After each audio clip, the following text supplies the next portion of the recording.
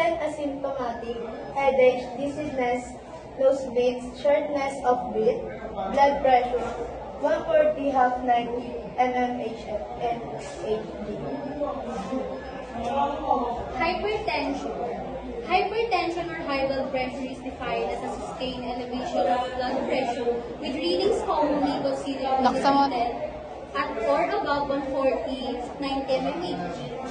Some guidelines use 130 and 80 mmHg measured at rest. It is classified mainly into two types. Cause: primary, genetics, lifestyle factors, diet, exercise, stress, age, family history.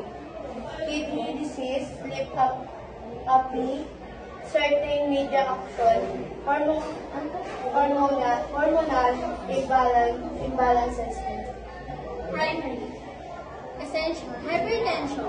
The most common form about 85 to 90% of cases, which develops gradually with no identifiable secondary cause.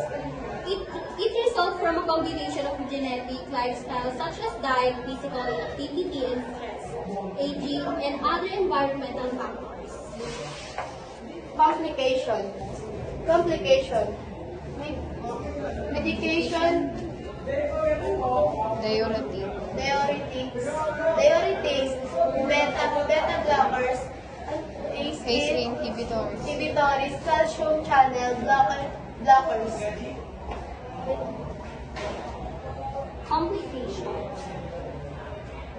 Uncontrolled hypertension can lead to serious health problems such as heart disease, heart attack, heart failure, stroke, kidney disease, vision loss due to blood vessel damage in the eyes, cognitive impairment, and dementia.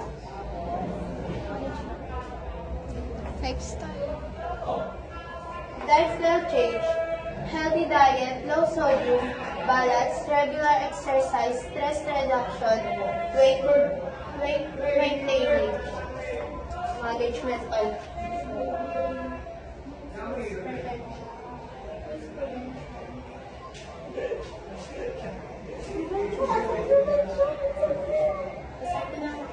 Regular blood pressure checks, healthy lifestyle habits, monitoring and managing underlying condition. In summary, hypertension is a common asymptomatic condition caused by multiple factors, which if untreated can lead to severe cardiovascular and organ damage. Detection through routine checks and appropriate management through lifestyle and medication are key to preventing complications.